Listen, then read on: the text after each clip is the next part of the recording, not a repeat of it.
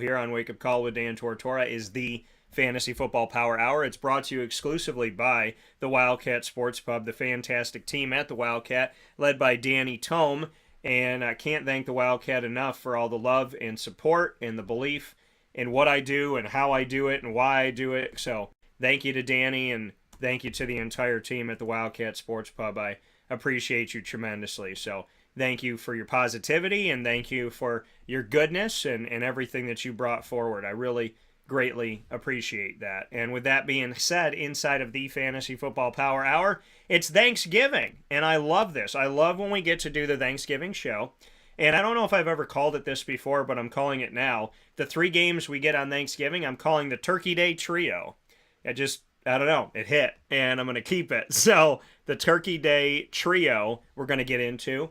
And now that I love that name, I love that, way of describing it. Now I'm like, wow, we got to do the Turkey Day Trio every week, But we get it for Thanksgiving, and we got arguably the best trio of games we've had for Thanksgiving in a really, really long time, right? We know that we're going to get Detroit and Dallas.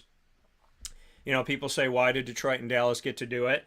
And, it's one of those things, it's historical. They've been a part of it for such a long time, and they continue to be a part of our Thanksgiving extravaganza, and that's just the way that it is, So, some people are, I'd rather watch somebody else. I'd rather do this. I'd rather do that. Well, that's the institution of the third game, I think, is to help out, those people that were losing their minds over like, why don't we get to see somebody else? Why don't we mix it up a little bit? Why don't we do something else, try something else? So, that third game, but arguably this season we're going to get our best 3, right? I think in a long time. We get Buffalo at Detroit, and I said, Buffalo got to make Detroit home this past week when they had to play a game after being displaced by the winter wonderland that they had in Buffalo.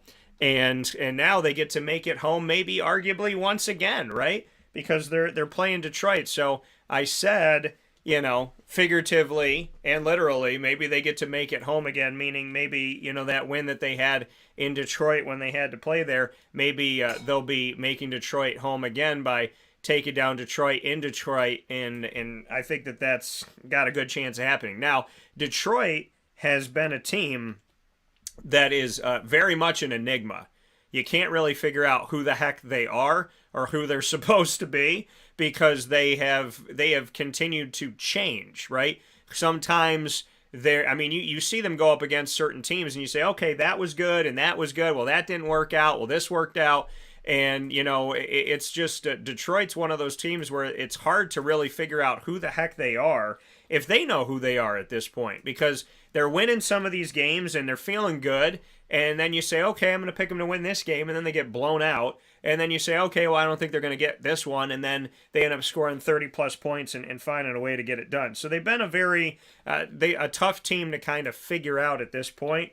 They don't typically win on their Thursday games in recent history. Thanksgiving hasn't changed the trajectory of the reality that Detroit has been a struggling team for a long time. So we'll see where they end up from here. But it is good to obviously have them here for the game and get to see them in this game and get to see what they can do here. Buffalo has been a strong team and Buffalo's put some good work together, and I definitely appreciate the Buffalo Bills. I know people are frustrated and I know that they're upset and, listen, everybody goes through the tough times. Everybody has a tough moment. Everybody has, different things that don't break their way. And I think for the Buffalo Bills, you come into the season, that's the thing about coming in with hype, right? When I go into a game or into a movie, right, you try, you have some hype, but I try to temper it. I try to lower it down a little bit, I go into a movie, like I was really excited to see Black Panther, right?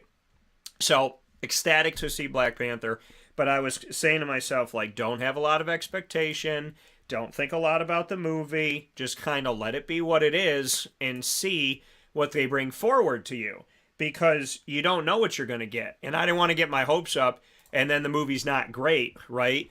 Or they didn't do something I was hoping that they would do. And that's the same thing with the Bills, right? There's so much hype. There's so much belief. There's so much let's get it done and, let's finally make it happen this year that I think, people are getting upset, but you need to kind of look at this thing and say to yourself, did you think that Buffalo was going to be here 5 years ago, 10 years ago, 15 years ago? Probably not, right? So enjoy the moment and enjoy the fact that Buffalo is relevant right now and that they've put themselves in a place to do some things, right? Because the Buffalo Bills are a strong team, and there's nobody undefeated in the NFL right now. That should tell you something. There's nobody undefeated.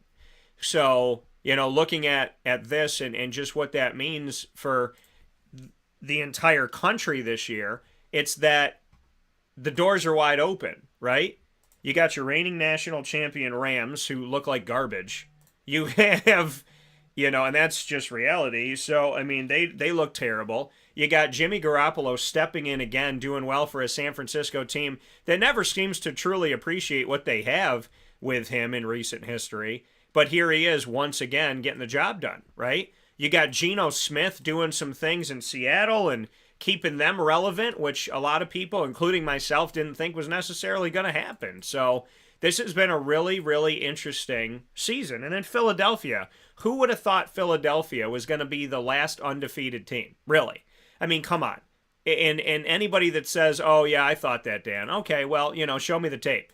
Because I don't think a lot of people had Philly on their radar as an undefeated team. Not by any stretch of the imagination. So to see it and to see, what these teams have done and how they've done it, and how, a team like Dallas has gotten good, right? And then a team like, seeing the Giants, what they've been able to do. The Commanders aren't a bad team. You look around the NFL and say to yourself, where are things at right now? And, look at this. The Patriots are above the Jets now. The Jets could have been in first place. Now they're in last place of the AFC East. That looks like it might take all season to figure out. Cincinnati's figuring things out after starting slow. Baltimore's looking more like themselves. Tennessee is on the wagon here doing their thing. Kansas City, without Tyreek Hill, has the second best record in the NFL with Minnesota. Philadelphia, 9-1, like I said, who would have thunk it? The Tampa Bay Buccaneers are leading the NFC South, which is not a great division because they're the only team and nobody has a winning record in the NFC South. As we step into Thanksgiving week, nobody has a winning record in the NFC South. Nobody. Tampa's leading the division 5-5. Atlanta's 5-6. New Orleans 4-7. Carolina's 3-8. And then San Fran and Seattle are leading a division where the Rams are in last place, 3-7. So it's crazy. If you have a fantasy football question, send it through. Happy to answer it. We're on Facebook.com, YouTube.com, and MixLR.com, all /WakeUpCallDT. So you can literally send your fantasy questions to any one of those outlets, and I'll be happy to answer them. And so let's get into it here. The Turkey Day Trio. I love calling it the Turkey Day Trio. And like I said, it's bittersweet for me because I'm like, oh, I love that name, love that moniker. But I can only say it, one time a year. But once is better than nonce. So I'm going to make up a word today. Once is better than nonce. So with that being said, inside of the Cafe Kubal Studios, let's get into it. Josh Allen, limited in practice with his elbow injury. If he's able to play, which I imagine he's going to put himself out there. My only thing with this is, because I ask people, do you think that he's fully healthy, right? When you see him struggle in some of these games, do you think that he's fully healthy? You think he's okay?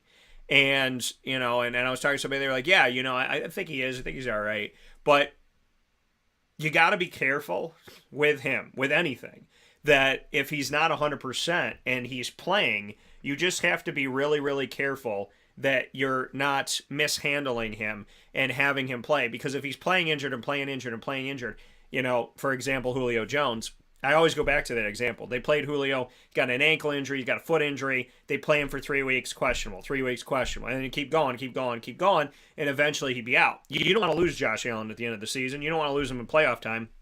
And you don't want to lose him in these divisional games when they come back around. So I just want him to be healthy. I want him to be well. I want every player, every person on the planet, and that will be on the planet, to be healthy and be well. So in Josh Allen's case, if he's good to go, obviously you play him, right? But I just want to make sure that Buffalo is taking care of their golden child right now, because you don't want to risk anything with him. James Cook's been shaping up a little bit. I told you all about James Cook. Finally got rid of Zach. I shouldn't say finally got rid of, but they parted ways with Zach Moss, which I eventually thought was going to happen, and Cook was going to be there with Singletary. So I'm happy to see Cook get involved. He did get involved this last game. And so, I think fantasy-wise, he's still like a I call it a low-key flex. And I know some people, you see that as something else, but I call it, a lower-end flex, but I call it a low-key flex because, helps you remember it, maybe giggle. And so I got him there.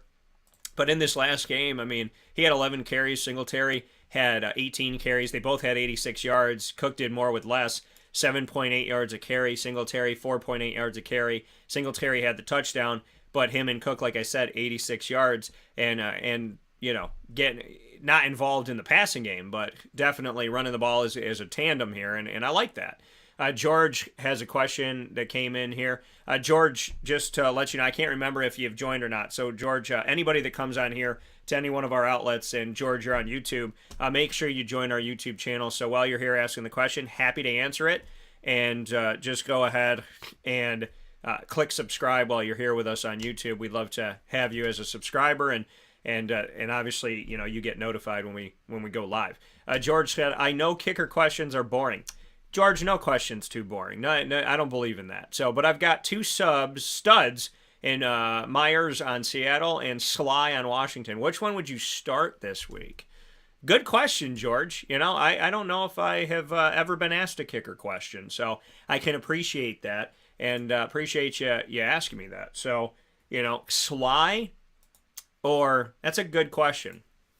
It's a very good question. So if I go back and I look at Myers, now Seattle, here's the thing with Seattle. Now, do I believe in them scoring more points? Now, that could be a catch-22, right? Could be a good thing, not a great thing. Because a team that scores a lot of points, you're going to get extra points, right? But a team that doesn't might rely on their field goal, like a Commanders team that might be lying in the realm of the mid to low 20s. So, this could work either way in your favor. So just taking a look at it recently here. So, Myers really didn't have to do too much here. He had one extra point and one field goal in this last game in a low-scoring affair with the Tampa Bay Buccaneers. So you got Myers, and so, well, you look at it like this. This is how I see it. And I just want to take a look at recent history at Washington here to take a look at Sly, because I want to make sure that we do our due diligence to answer your question as full and completely as I can here. So, yeah, Joey, he had 3 field goals and 2 extra points up against Houston, right? And look, they scored 23, mid to low 20s, and relying more on the kicking game. I would probably say Sly, just because of the fact that, I think he's living on a team where he's needed more, right? I think Seattle has more of the chance to score the touchdown, where Sly would be more of what Washington's doing if they struggle to get in the end zone.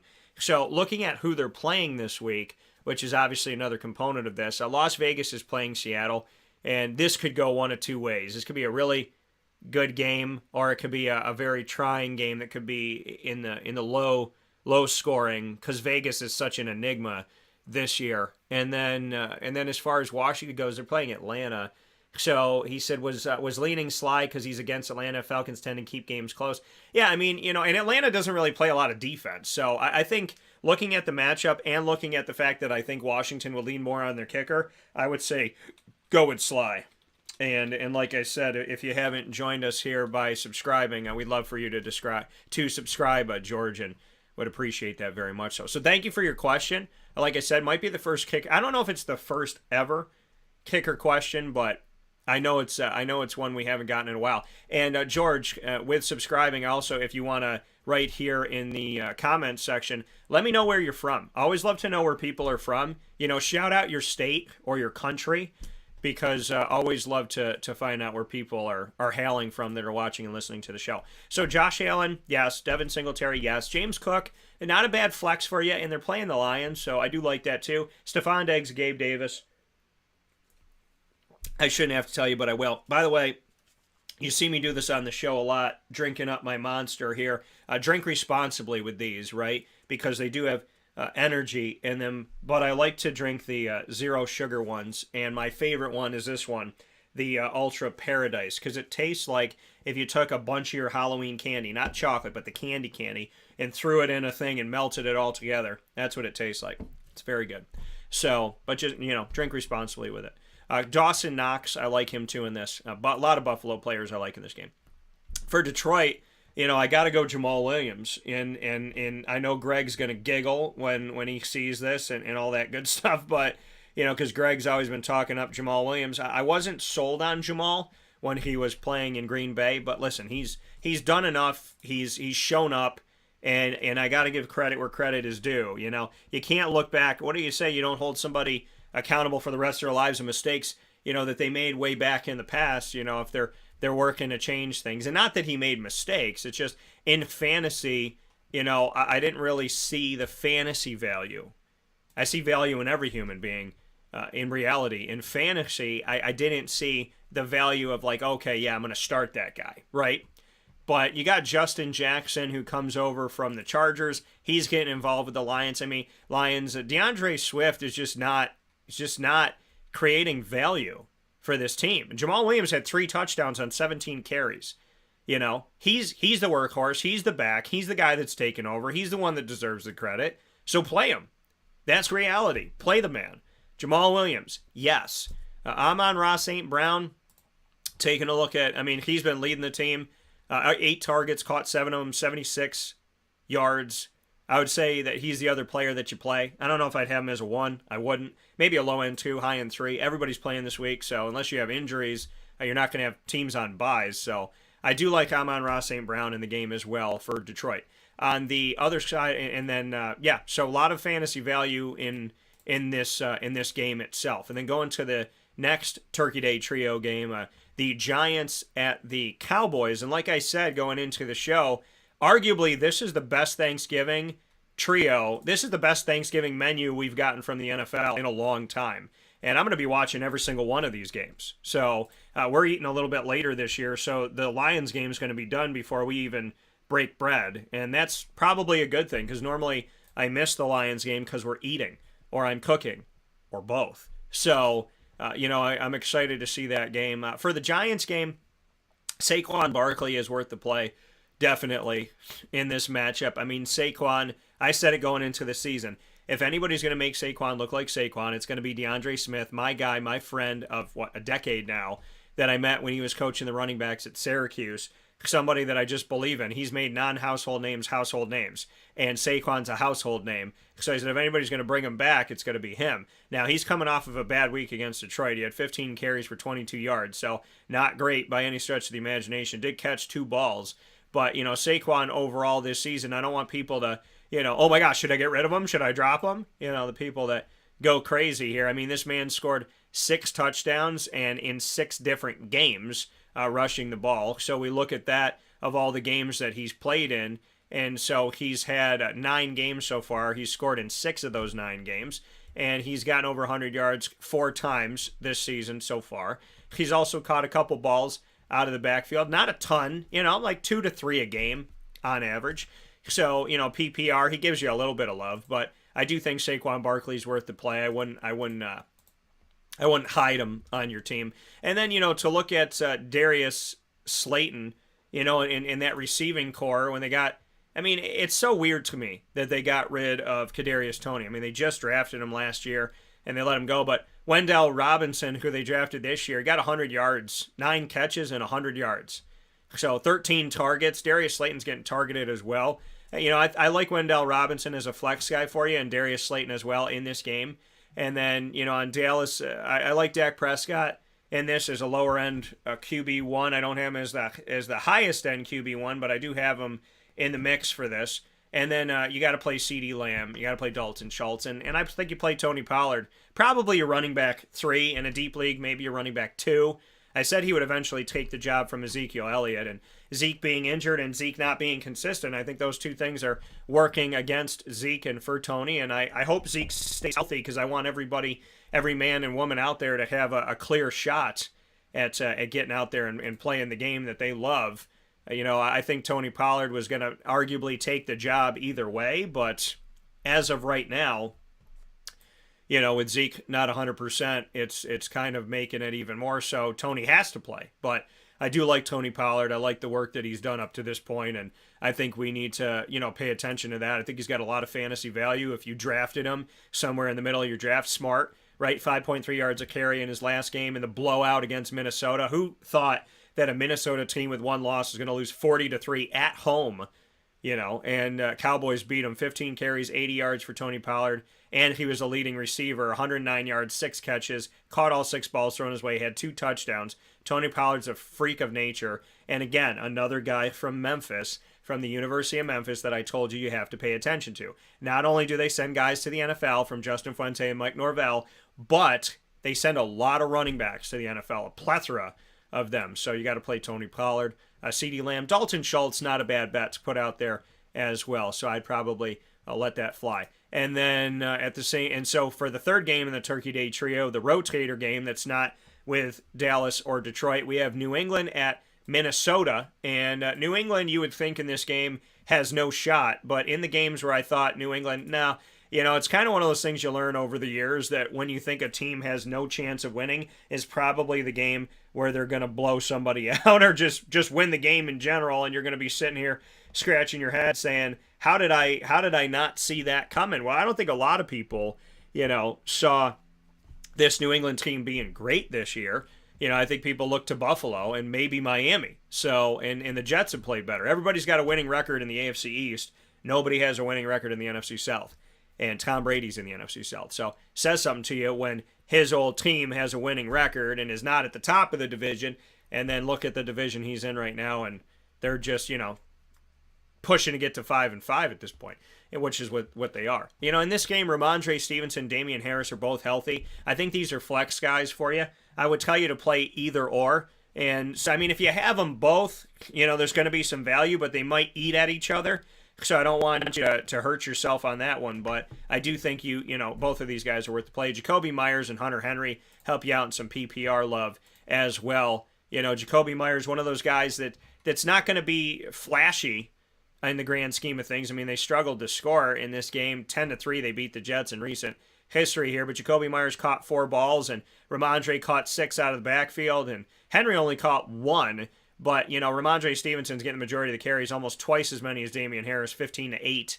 But Damian Harris did more with less, 65 yards on 8 carries, 8.1 yards a carry. Ramondre had 15 carries for 26 yards, 1.7 yards a carry, but he led the team in reception. So, you got to look to play in both of these guys. James White's not on the team anymore, so, you got to look at Ramondre Stevenson catching out of the backfield and some Damian Harris love and Jacoby Myers. And these are all complementary players. These aren't your starting guys. In this, well, you are starting them on your roster this week, so let me rephrase. These aren't your number one guys, these aren't your bell cows, but these are your complementary players, right? They're your players that help you get a few points here and a few points there that maybe can help you have the separation. So I do like a bunch of these players, but not as your dominant guys. Delvin Cook, worth the play in this one. Justin Jefferson, Adam Thielen, a quiet season for him. Obviously Adam Thielen is there and helpful when Stephon Diggs was there, and I think helpful to take some pressure off of Justin Jefferson there. But, Stephon Diggs this season hasn't really gotten the looks and the opportunities, and it's sad because I feel like it kind of dipped off last year, and I think with TJ Hawkinson coming in, it's dipping off even more. We're not seeing a ton. He's had 8 catches against New Orleans, so that was a good day for him. We've seen him pass 60 yards 4 times this season. Last couple games, 49 yards, 25 yards. He's only got 2 touchdowns. So, and that's for a receiver. These kind of look like tight end numbers, right? And TJ Hawkinson, for some juxtaposition, the actual tight end, he was targeted the most by Kirk Cousins in the game against Dallas. 9 targets, 5 catches, and he led the team. He only had 34 yards, but he led the team. So, Dallas did a good job at quieting guys down. That's why Darius Slayton and Wendell Robinson, and listen, you're playing up for Thanksgiving. It's a divisional game, so it could feel and look a lot different. And that's why I'm not afraid to tell you to flex them out. But if Dallas's defense is quieting guys like Justin Jefferson, that says a lot, right? So, just pay attention to that with your Giants players. Again, complimentary flex guys to put out there, not your dominant, this is my one or this is my two. Adam's got a question, and Adam, I'll get to it in just a second here. Thank you for sending it in. Adam, if you haven't subscribed to us here on YouTube, make sure you do it by clicking subscribe on the youtube.com/wakeupcalldt channel. So, Dalvin Cook is worth the play. Justin Jefferson, TJ Hawkinson. In a deep league, Adam Thielen, but I'm not feeling good about him right now. So I'd probably leave him off if you can, but if you're in a deep league, I understand if you got to put him out there. I got him as a wide receiver 3 at this point, maybe even a 4. So that's where I got him. So that's the Turkey Day trio before we get into Sunday games. Adam, you got a question here. I'm guessing this is Kyren Williams or Cam Akers, with Henderson being waived. Full PPR. Okay, so taking a look at this, Kyren Williams or Cam Akers. It's a question. It's definitely a question on a team that's been struggling to score for sure. And, Darrell Henderson, big fan of him. Another guy, Darrell Henderson Jr., another Memphis guy, didn't catch on with the Rams. So, Cam Akers or Kyren Williams coming from Notre Dame. This is a tough one. It really is, because I don't trust anything on the Rams offense. I don't even trust Cooper Kupp 100%, and I know he's been banged up, but, looking at this, they had everybody and their mother running the ball this last game against New Orleans, and they still lost 27-20. Akers had the majority of the carries. Kyren Williams had half of what Akers had. 14 carries for Akers, 61 yards, 4.4 yards a carry. Kyren Williams, 7 carries, 36 yards, 5.1 yards a carry. Neither one of them scored. And Kyren caught one of the balls out of the backfield.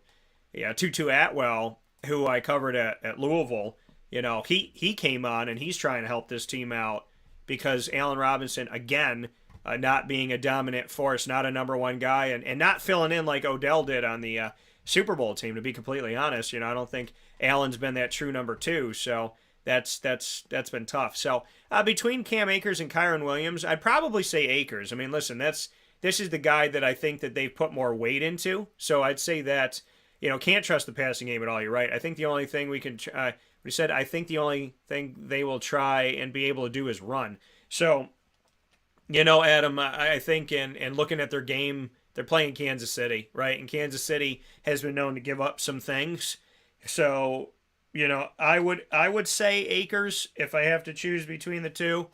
I would say Akers, and like I said, make sure to subscribe here. But, I probably have to go with Akers because Kyren Williams, I mean, he's got a better situation now, but he still needs to prove himself, right? So that's what I would have at this point. And then to get into our Sunday games and to start off the Sunday schedule here, Tampa Bay at Cleveland. What a what a matchup, right? Looking at these two teams, like I said, Tampa is in a division where nobody has a winning record. They're leading the division at 5-5. And then you look at the Cleveland Browns, right? And they haven't had Deshaun Watson.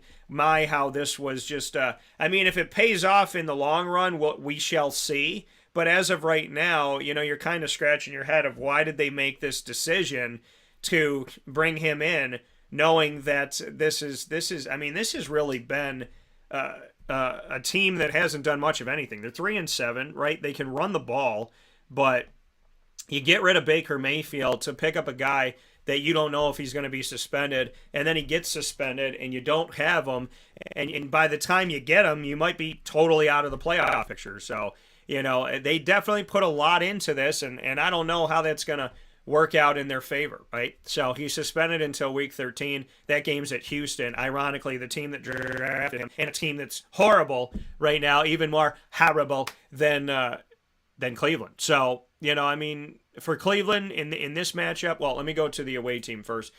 Tom Brady, numbers-wise, he's not, listen, you can't count Tom Brady out, but is he your dominant force at quarterback? Is he the guy that you lean on and say, oh my gosh, got to play Tom Brady, this man's out of his mind? No. Listen, 22 of 29 in the last game, not too shabby, right?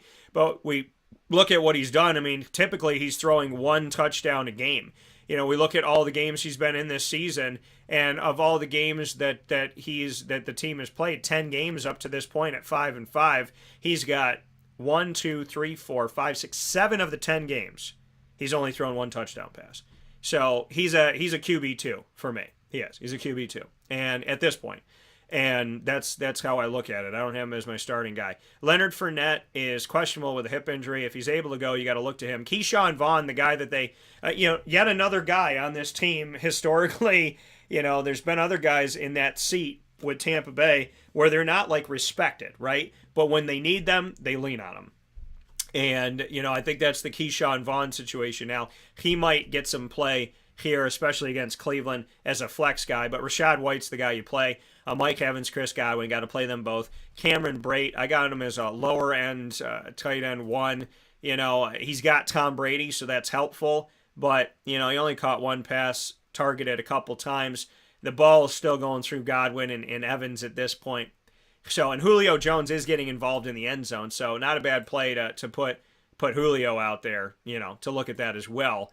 And maybe have him as a wide receiver 3. Cameron Brate, I'd say lower end 1, high end 2. There's not a lot of tight ends out there. That's why I put him as 1. I'd probably put him as a 2 if tight ends were deeper in fantasy. But not the worst guy you could put out there, but there's better options. And then on the other side, Nick Chubb and Kareem Hunt, you got to play them. And you got to play, Amari Cooper and Donovan Peoples-Jones. I picked him up this past week. My mom was like, hey, I like the name, because I was choosing between two guys and looking into some things. And I was like, Ma, help me out. She goes, I go by names.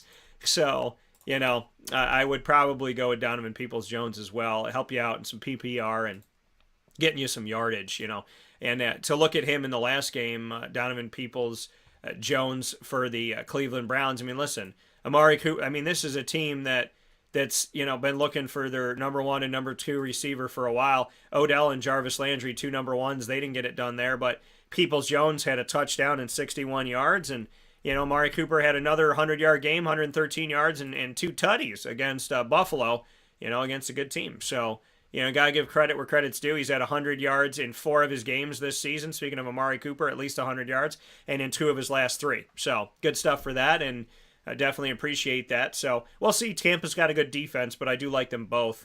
Adam said, I need big things from Rachaad White this game. I've been stashing him for a while now, hoping for this moment. Yeah, and not a bad guy to stash. You've been smart to do that. He's had some good games, and he's not. And if you could put out 3 or 4 running backs, he's definitely in the top. If you got 3 running back spots, that he's one of those 3, right? I do believe that. So, put them out there. And Adam, thank you again. Make sure you subscribe, and much appreciation to you for sending your questions in. Feel free to send more if you got them.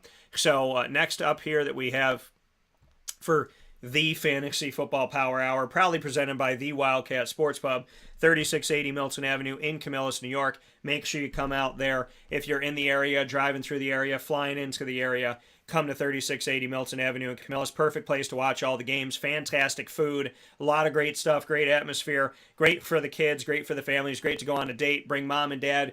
Go out for a drink with the ladies or a drink with the guys. Whatever it may be. They literally have a million different things going on at the same time, and they work seamlessly. I don't know how the Wildcat does it. They just have really good people, and they provide really good service. And, that's what I think you need at the basis of everything. Good service, good people.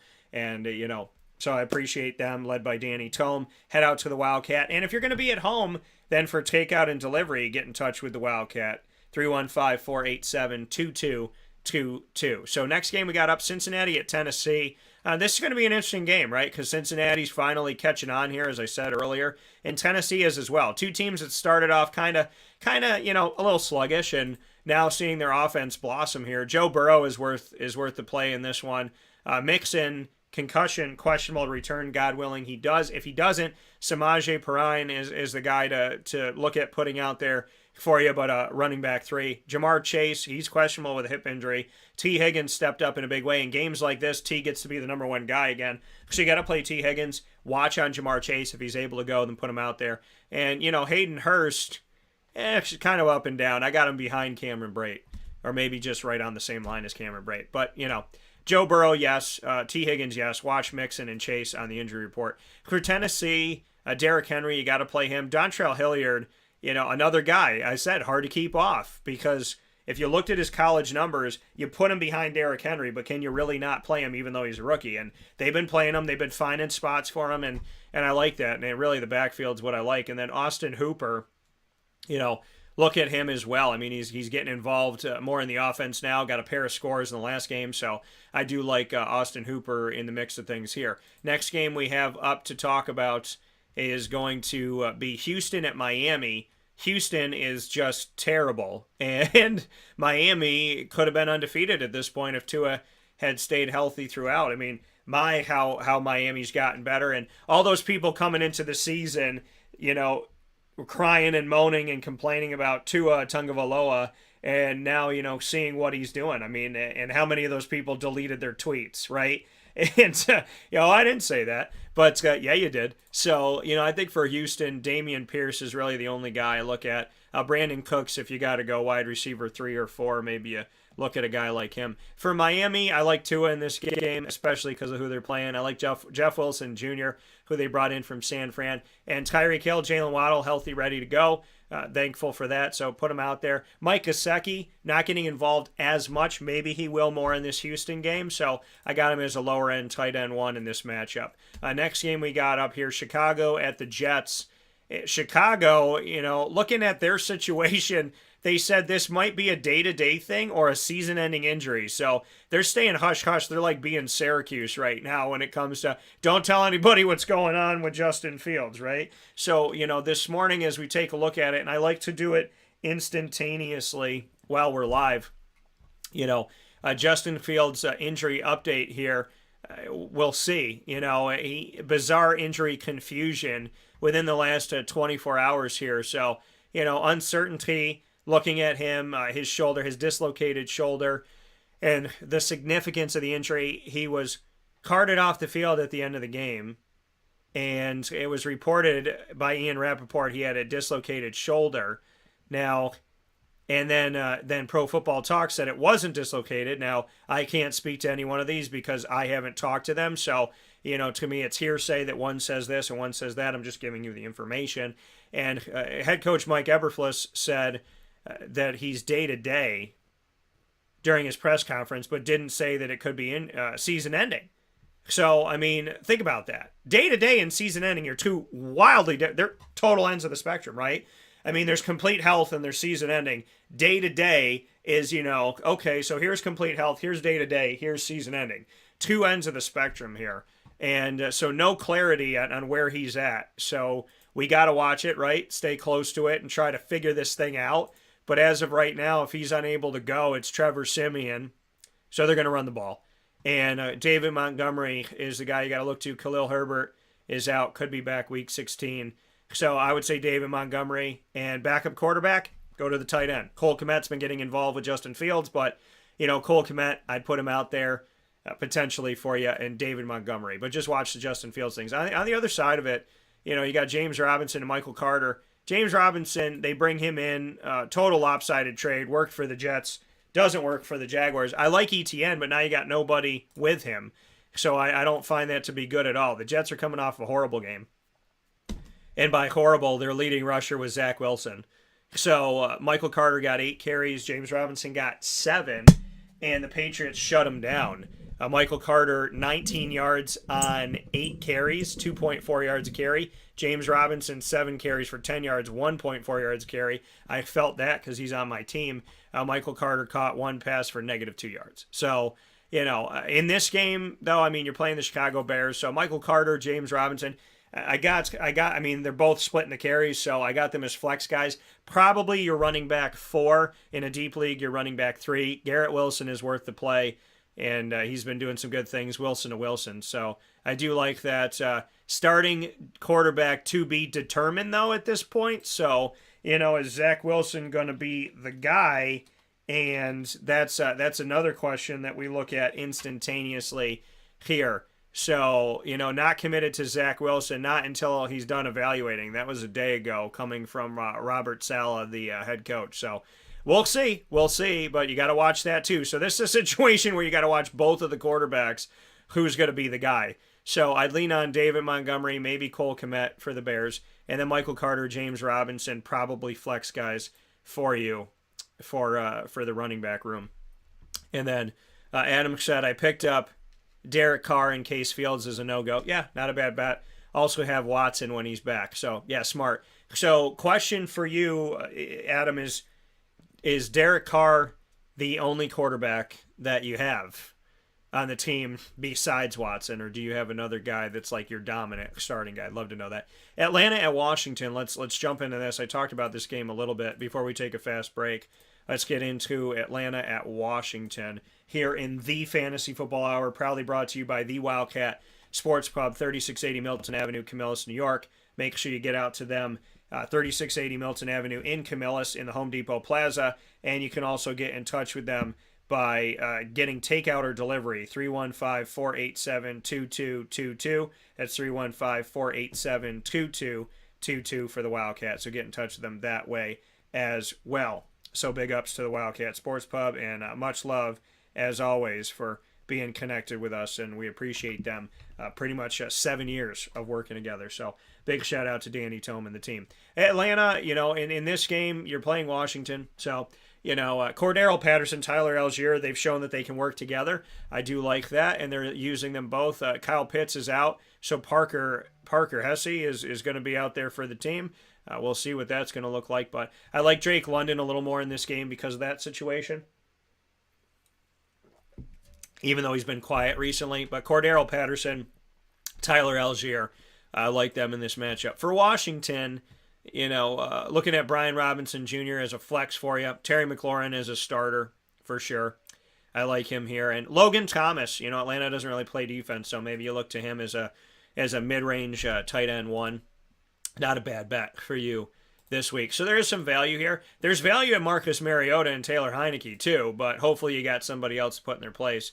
Adam said, I originally drafted Trey Lance hoping for big things, but yeah, that didn't work out. In our league, you have team quarterback. So if you had drafted Lance, you were drafting San Fran, you would have inherited Jimmy Garoppolo, and you would have been okay, Adam. So that's why I think you should do team quarterback in fantasy football leagues. That's what we've always done. That's what I stick to. And, that's how we do it here. So I like that. Denver at Carolina. Let's get into that game. But like I said, Mariota and Heineke, not the worst bets for you, and two teams that aren't necessarily, maybe Washington play a little more defense, but, both of these teams are I think the score is going to be higher. So, 30s for one, maybe high 20s for the other. So, maybe, but I don't want your team to have to lean on Mariota or Heineke. But there's value on both sides when it comes to these teams as far as overall fantasy value. For Denver, going into this game against Carolina, Carolina, they fire their coach, they play better.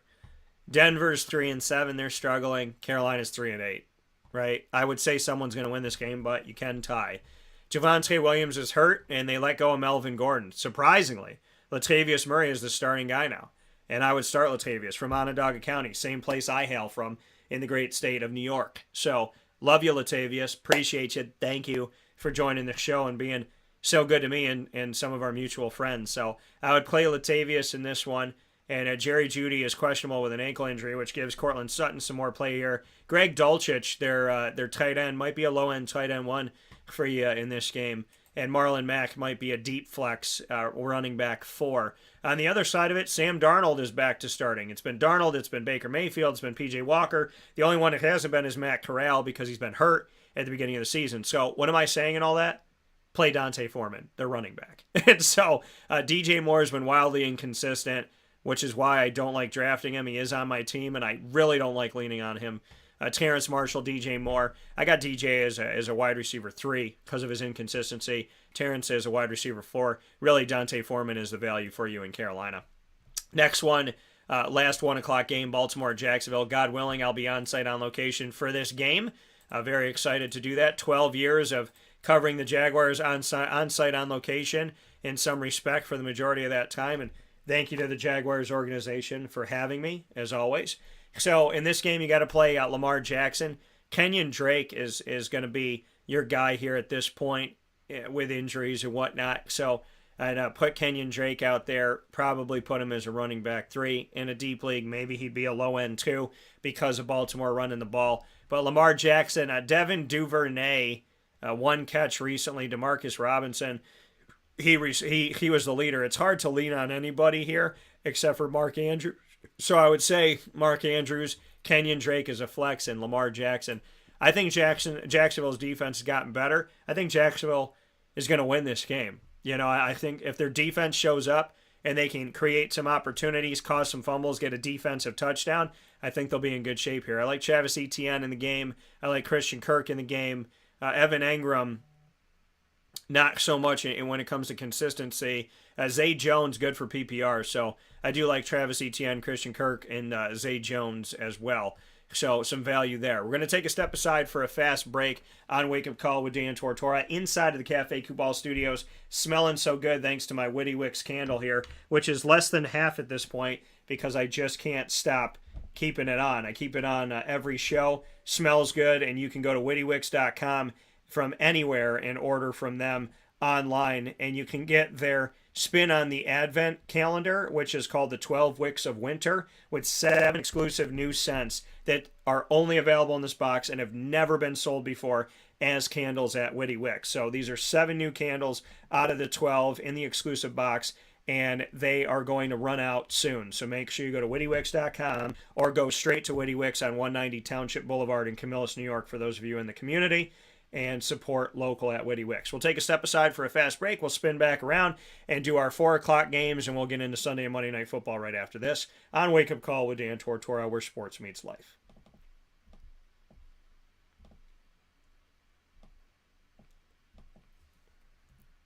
Carvel DeWitt, it's what happy tastes like. Do you know why? Because we make ice cream. Creamy, rich, flavorful ice cream. Not yogurt or iced milk like some of our competitors. Ice cream. Fresh, by hand, daily. For the calorie conscious, we have something new for you. Our new Carvelite. Same great flavor, creaminess, and texture of our regular ice cream with only 35 calories an ounce. So whether you want an ice cream cake, flying saucer, dasher, carvalanche, hard or soft ice cream, we will satisfy your craving with our fresh, handmade regular or new Carvelite ice cream. Carvel DeWitt. It's what happy tastes like.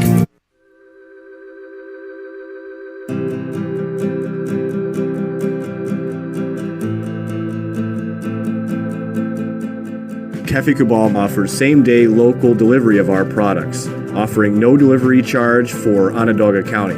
Shop cafekubal.com for fresh roasted coffee beans, cold brew, travel mugs, and all your essential Cafe Kubal needs. Cafe Kubal, coffee for the soul.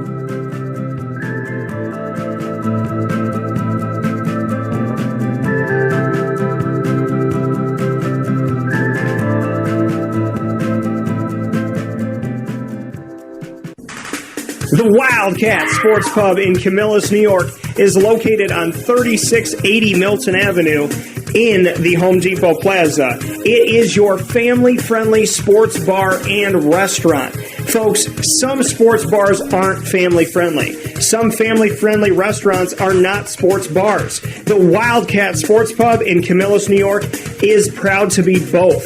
It is that marriage that you've been looking for years. The Wildcat Sports Pub is your home base for your sports bar and restaurant needs, games for the kids, indoor and outdoor activities, and enough things on the menu to come back every single week and get to try something new. They're open Sundays from noon to 8 p.m., Monday through Wednesday, 11 a.m. to 11 p.m., and Thursday through Saturday from 11 a.m. to midnight. For reservations and party information, call 315-487-2222 for the Wildcat family-friendly sports pub and restaurant.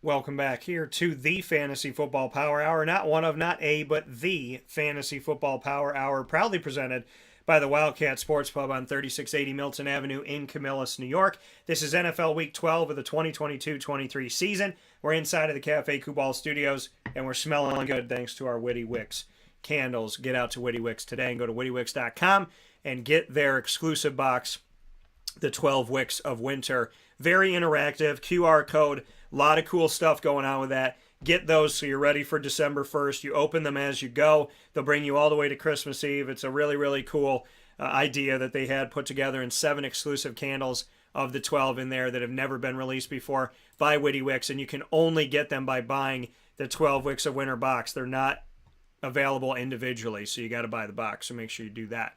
Next one that we got up here, 4 o'clock games. We're going to the Chargers at Arizona. wow, this game, Kyler Murray, I mean, when he's been out there, the team hasn't looked great. Now he's not out there, and I don't expect the team to look great. Expect him to look worse. The Chargers here, Justin Herbert worth the play, Austin Eckler worth the play, Keenan Allen worth the play.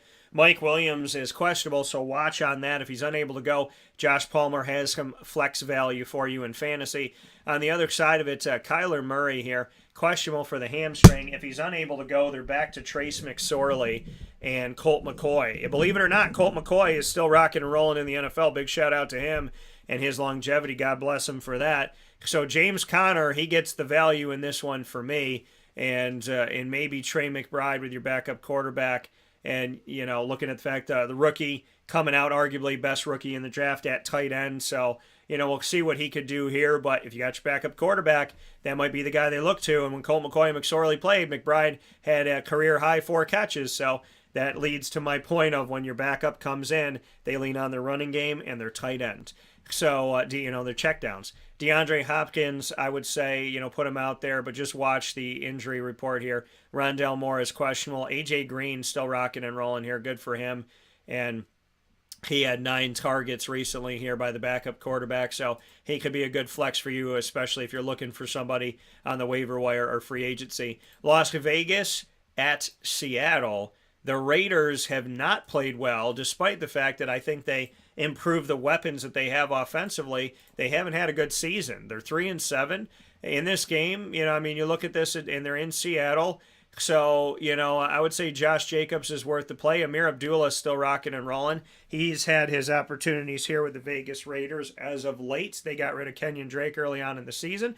So, but Josh Jacobs worth the play. Devontae Adams is worth the play in this one. On the other side, Geno Smith, not a bad bet. I got him as a QB2 still, but not a bad play for you. Kenneth Walker III, definitely worth the play. DK Metcalf and Tyler Lockett, I like them both. And I got a feeling that Noah Fant might help you out this week. So I got him as a low-end 1, a high-end 2 at tight end, but could be a guy that helps you out this week, involved in the trade for Russell Wilson when he was still under his rookie contract here. And Noah Fant, caught 3 balls, 4 came his way, and so he was involved. Kenneth Walker caught 6, DK caught 6, Tyler Lockett caught 3, despite the loss and only scoring 16 points. So I do see some value in those gentlemen there for Seattle. And then on the other side of it, for the Rams at Kansas City, Los Angeles Rams looking very ugly here, coming off of a Super Bowl win. You look at it and say, well, you don't have Von Miller anymore. And Odell Beckham, how much did he mean to the team that now he's gone? And, there really has been no other dominant guy in the receiving core, and just what that has done. Like I said, Cooper Kupp last year, even if he was double-teamed, nobody could stop him. This year, people have figured out how to stop him, and he hasn't played well. Bryce Perkins, who I covered in college, Virginia, he might be playing here with Matt Stafford banged up. With a head injury, he's questionable. John Walford, the backup, who I also covered at Wake Forest, he's got a neck injury, so we could see Bryce Perkins in this game. And, I mean, this is a Cam Akers game all over the place, and a little bit of Tyler Higbee with the backup to the backup potentially playing. So Kyron Williams is a low-key flex. Cam Akers, I'd probably put out there above him, like I answered the question earlier. Higbee, because you're playing your backup quarterback, and like I said, trusting in your tight end. So I got him a lower-end tight end 1. I think this game is all Kansas City. You might want to look to their defense and special teams. Not a team that typically keeps you down in the scoring world, but they're playing a Rams team that's not that good and who has, also gotten banged up. So you got to watch all of that's going on. Cooper Kupp, expect to return his week 17 at the end of the season with an ankle injury, and God willing he can.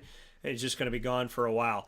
Kansas City, Juju is injured. He's questionable, concussion. God willing, he's okay. Kadarius Toney, who came to the team from the Giants, he's injured, and he has a hamstring injury. So in this one, Sky Moore might say I have some more value here, taking advantage of the injuries. Marquez Valdez-Scantling, and they're playing the Rams. So I look at Scantling and I look at Sky Moore as flex guys for you. Travis Kelce worth the play, Pat Mahomes worth the play, and Isaiah Pacheco, look at putting him out there as well, playing this haphazard Rams. Not that the Rams defense is terrible, but, I mean, the team overall is just not that good. And if your offense can't stay on the field, no matter how good your defense is, it's been proven that when they're on the field for a long period of time, they're going to give up some stuff.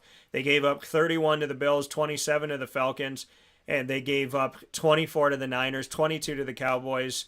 31 to the Niners the second time around, 27 to the Cardinals, 27 to the Saints. So, I think Kansas City is going to make some hay in this one for sure. Next one up, we have New Orleans at San Francisco. Speaking of two of those teams I just mentioned, New Orleans at San Fran. San Fran more of a defense here, and New Orleans is playing on their turf. But, I think the thing with New Orleans is you can never count them out. And San Francisco, you can never count out Jimmy Garoppolo, right? So in this game, I got, Elvin Kamara worth the play, Chris Olave as well. And, I'd put both of them out there. As far as the Saints go, who just beat the Rams, again, another team taking down the Rams here, 27-20. Go back and look at their game and say, okay, Taysom Hill is also worth the play. Alvin Kamara is worth the play. Juwan Johnson, I said you might want to take a chance on him. They threw to him 4 times. He caught 3 of them, and one of those was a touchdown. And he was the second leading receiver with 47 yards behind Chris Olave, the rookie, 102, who I told you was going to eventually be the starter. So I think you should play Kamara, Johnson, and Olave for New Orleans. On the other side of it, Jimmy Garoppolo, I don't think he's a bad play in this one. He had 4 touchdowns against Arizona here, so I like that. Christian McCaffrey automatically showed up in this game. George Kittle getting more involved now that he has Jimmy Garoppolo back. Every quarterback has their guy or guys. Deebo Samuel and Brandon Ayuk, looking at both of them here in recent history for the San Francisco 49ers with Jimmy Garoppolo as the quarterback. And we take a look at that blowout win over the Cardinals, and Deebo and Brandon both getting involved here. Brandon's 2 catches were 2 touchdowns, targeted 4 times, 2 of those catches 2 of those he got, and they were both touchdowns. Deebo Samuel targeted 9 times, got 7 catches on that. Kittle was targeted 6 times, caught 4 and 2 touchdowns. McCaffrey was targeted 7, caught all 7, and rushed 7 times. So you got to play all these guys on San Fran. To be completely honest, Jimmy Garoppolo is the best thing that happened to their offense. So with that being said, we're going to take a step aside for a fast break. When we spin back around, we will be ready to go for Sunday and Monday Night Football inside of the Fantasy Football Power Hour, proudly presented by the Wildcat Sports Pub, the premier place for you to go watch the games this weekend. Look forward to seeing you out in Camillus, 3680 Milton Avenue in Camillus, New York. And, of course, for takeout and delivery, call 315-487-2222 to support local and support CNY at the Wildcat.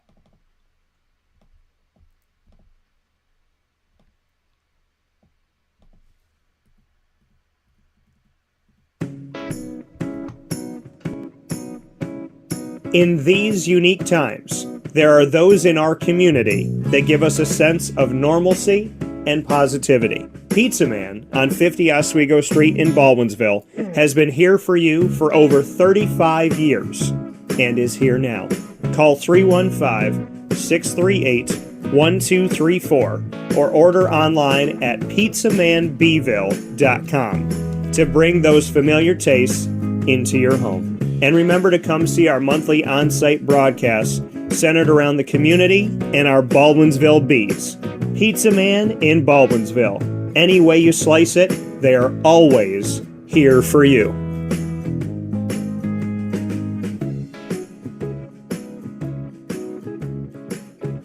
This is Jimmer Sikowski, owner-operator of Chick-fil-A Cicero, 7916 Brewerton Road in Cicero, right in front of the Home Depot.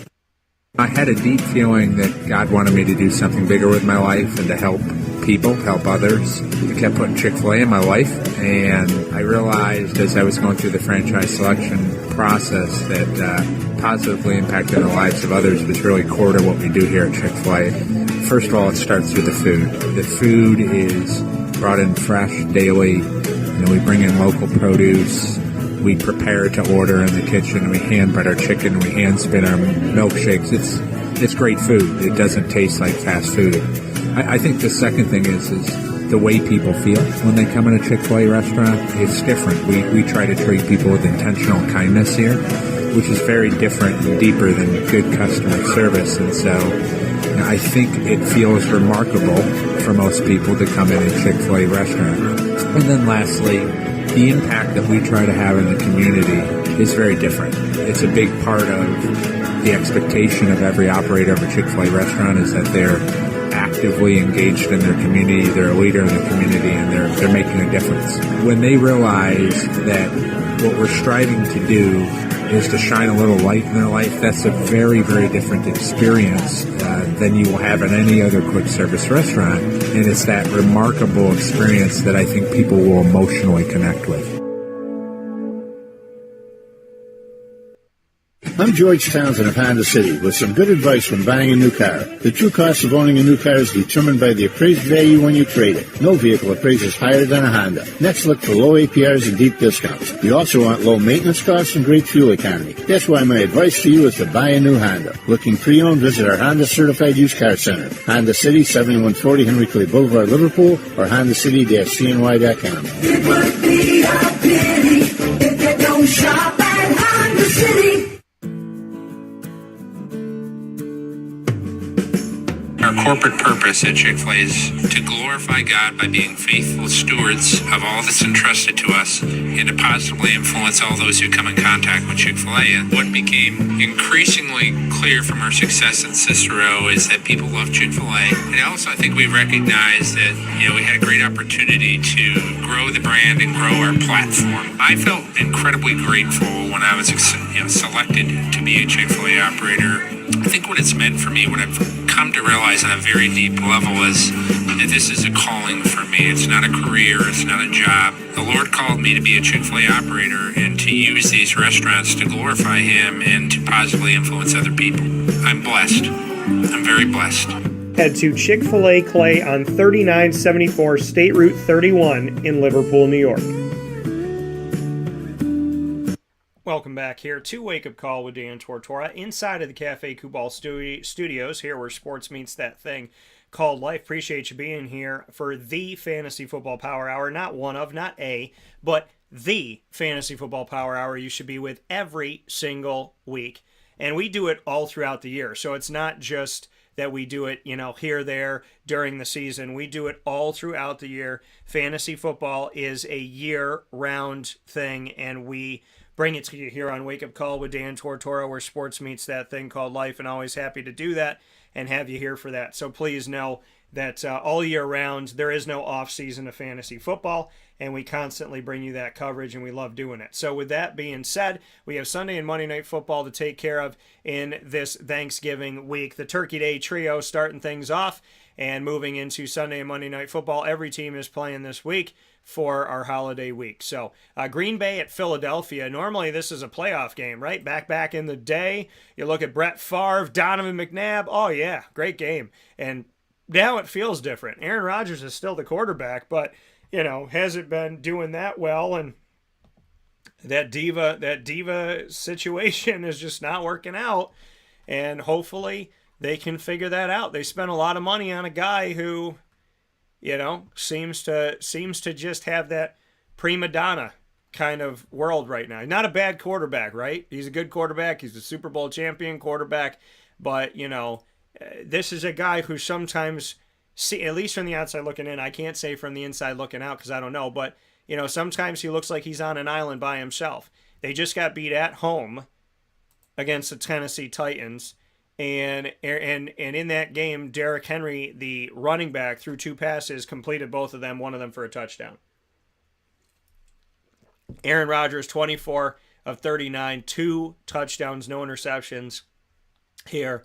A.J. Dillon and Aaron Jones didn't do much on the rushing attack. Randall Cobb caught all 6 thrown to him for 73 yards. Allen Lazard caught 5 of the 11 thrown to him, 57 yards. Christian Watson, the rookie, had 2 touchdowns on 4 catches on 6 targets. Aaron Jones caught 6 out of the backfield, and A.J. Dillon caught 1. So the offense is moving. It's just, the record is not there. 4-7 currently. Aaron Rodgers, to me, he's worth the play, Sunday Night Football. But I got him as a mid-range, not your top QB1. Aaron Jones and A.J. Dillon, to me, are both worth the play because they do catch the ball out of the backfield, and you got to look to that. And then I think, Allen Lazard and Randall Cobb are good for you here, and Christian Watson, a good potential PPR guys, but temper your expectations with all of them. I don't have any of them as wide receiver 1s or 2s. For Philadelphia, you got to play Jalen Hurts, got to play Miles Sanders, got to play A.J. Brown, got to play Devontae Smith, at this point. So a lot of value there. And I mean, this is the forest green versus the forest green. And in the forest, seeing, what does they say, seeing the forest through the trees. Aaron Rodgers, good. The team's got weapons, fantasy value, but Green Bay is not what they used to be. And, I think that hopefully this team can get some leadership, and hopefully it can come from their quarterback and at least somebody to step things up here. Monday Night Football is going to be Pittsburgh at Indian. And listen, it's not a witch hunt against Aaron Rodgers. I don't like, over the past couple of years, the diva, the just what it looks like from the outside looking in. And from the inside looking out, I don't know. I'm not in the locker room. But from the outside looking in, it just looks like it's been a little bit of a detrimental thing to the team, which is unfortunate. For Pittsburgh, I like this game. Najee Harris, listen, I like him in the matchup. People that got rid of him I thought was stupid. Deontay Johnson worth playing here as well. Pat Freiermuth, not bad here to put into this game with them playing Indianapolis and to have somebody on Monday night. Kenny Pickett, I think he's going to do well in this game. I do. But do I want him to be your dominant top guy for your fantasy team this week? Probably not. On the other side of it, you got to play Jonathan Taylor and Michael Pittman. Matt Ryan's back as the starter. So I do like them both in this game. I think Pittsburgh's got the advantage here, and I like their fantasy value with the guys that I named, the trio of Harris, Johnson, and Freiermuth. So with that being said, if you have any questions, you can send them over to us. Reply to us on youtube.com and facebook.com/wakeupcalldt. Reply to the specific fantasy football video so I can answer your questions. I'll be sharing it on Twitter as well, so you can reply at CallDT. Send me your thoughts, and we'd be happy to help. Thank you to the people that asked the questions while we were doing the show, and I want to thank you for being a part of it. With that being said, this is our last show before Turkey Day. We are going to have a trio of Thanksgiving specials. So you got a Turkey Day trio of NFL games. You'll have a Turkey Day trio of specials spotlighting 3 teams playing high school football in upstate New York that are vying for state championships. In Maine Endwell with head coach Matt Gallagher, Union Endicott with head coach Tom Bellino, and CNS with head coach Dave Klein. That Turkey Day trio will be coming to you the morning of Thanksgiving. So we'll be ready to have those for you as well. So not leaving you empty-handed, even on the holiday, right? So Monday through Friday, 9 a.m. to 11 a.m. Eastern Time on youtube.com, facebook.com, and mixlr.com, all /WakeUpCallDT, WakeUpCallDT.com's homepage, and on Facebook.com/LiveNowDT. Once the shows go live, you can check them out in the archives, which we've just added things to, so you can definitely check these out by going to Amazon Music, Audible, iHeartRadio, iTunes, and Apple Podcasts, as well as MixLR, Player FM, Podbean, Podvine, YouTube, TuneIn, Spotify, and Stitcher. All you have to do is search Wake Up Call with Dan Tortora, or one word, Wake Up Call DT, and you'll find us there. You can also ask Alexa and your Google Home devices to play the latest episode of Wake Up Call with Dan Tortora, and they'll do that for you as well. Thanks to our fantastic partners in the Central and Upstate New York community. Can't appreciate you enough. So a big shout out to Cafe Kubal, Carvel DeWitt, the Wildcat Sports Pub, Witty Wicks, PB&J's Lunchbox, Avicoli's, Mon Pa's Kettle Corn and Popcorn Factory, Canine Campground Dog Boarding, Chick-fil-A Watertown, Canine Camp Dog Daycare, Chick-fil-A Cicero and Chick-fil-A Clay, Mother's Cupboard, Honda City of Liverpool, Pizza Man, and 317 at Montgomery, our newest partner located on 317 Montgomery Street in Syracuse, New York. The name of the restaurant is the name of the location, keeping it easy, 317 at Montgomery. Wake Up Call is the exclusive multimedia marketing partner of your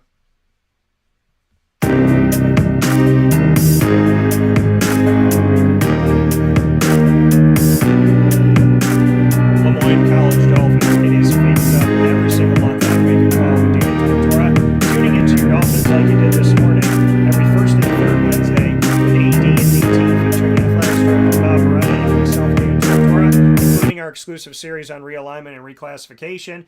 If it's got anything to do with Lemoyne looking at potentially moving to Division I or staying Division II, all of that has come exclusively through Wake Up Call with Dan Tortora, and we appreciate being your exclusive series. Anybody else taking credit for it? Well, I guess I put food on your table that day. So Lemoyne College coming to us as an exclusive multimedia marketing partner and giving you Dolphin Dive specials, AD&DT specials on Wednesdays at 9 a.m. and also throughout, under promise, over deliver, and we've been able to do that with plenty more AD&DT and Dolphin Dive specials that have happened throughout the months on different days of the week, and we've been able to share those with you, including a lot coming from the women's and men's basketball teams and what they've done and their recent successes. You can check out all our Lemoyne content by going to the Lemoyne tab on wakeupcalldt.com. You can also go and subscribe to our YouTube channel for all of our Lemoyne content by going to youtube.com/wakeupcalldt. And for more information on your Dolphins, you can go to LeMoyneDolphins.com.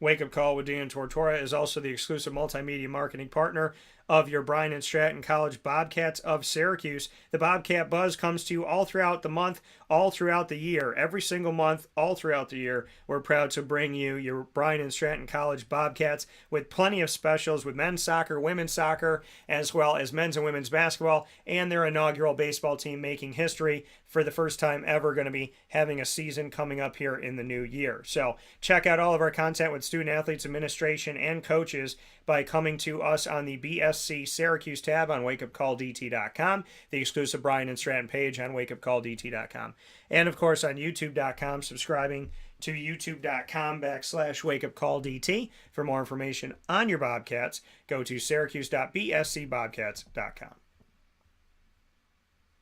With that being said, find us on Facebook at Wake Up Call DT, Twitter at Call DT, and Instagram at Wake Up Call _DT from the Cafe Kubal Studios. And for a big thank you to Jeremiah Washington and the Lemoyne Dolphins and the men's basketball program for him sharing his story. Thanks to the Wildcat for the Fantasy Football Power Hour. Thanks to you for watching and listening. And thank you to Witty Wicks for decking out our studio with not only their awesome candles, but their amazing local signs, local pillows, and so much more, including now that we are here in the Christmas season and people right after Thanksgiving or before Thanksgiving or on Thanksgiving are putting up their trees.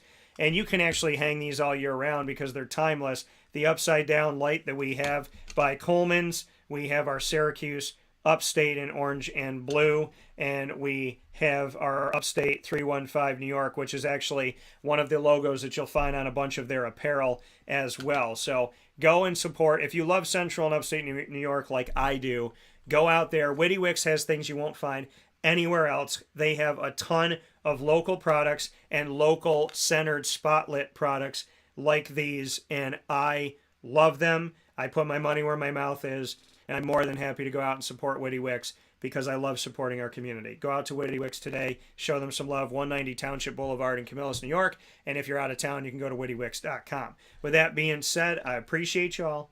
Happy Thanksgiving. Our Turkey Day Trio airs tomorrow morning starting at 9 a.m., and you're going to hear from Dave Klein of CNS, Tom Bellino of Union Endicott, Matt Gallagher of Maine Endwell, with all of their high school football teams in the state semifinals, vying for the opportunity to play for the championship, all in the Dome. So big thanks to all of them. A big thanks to you. We'll have something for you on Thanksgiving so that you will not go without Wake Up Call, and I pray that nobody goes without in general with the things that matter most. So love up your people. Love yourself. Be good to each other. I'll talk with you soon. As always, God bless. No stress. Do your best. And for those of you in town, come over to Avicoli's now. On Thanksgiving Eve, we're doing a show after the show. We're going live in less than a half an hour at 11:30 a.m. Eastern Time. We're going to be at Avicoli's on the corner of Route 57 and Wetzel Road with the Liverpool girls varsity basketball team ushering in their season with us on Wake Up Call at Avicoli's while we have some pizza and wings. And we get to sit down with new head coach, but longtime coach in the community, and my friend Mike Wheeler and his student athletes. We'll see you over there, and I look forward to talking with you soon. As well as, I got to say it again. God bless, no stress, do your best. Have a great day. And from the bottom of my heart, happy Thanksgiving. Be thankful every day. Celebrate what you're thankful for. Appreciate your blessings from God. Thank God for waking up every morning, because that in and of itself is enough of a blessing. You don't need anything else after that. If you woke up, you've had the best blessing of all. So be good to each other, take care of yourself, take care of your mental, take care of your emotional, your physical, your spiritual, your economical, and your social. Be good to each other, and have a great day. Happy Thanksgiving. from the bottom of my heart and from my family to yours.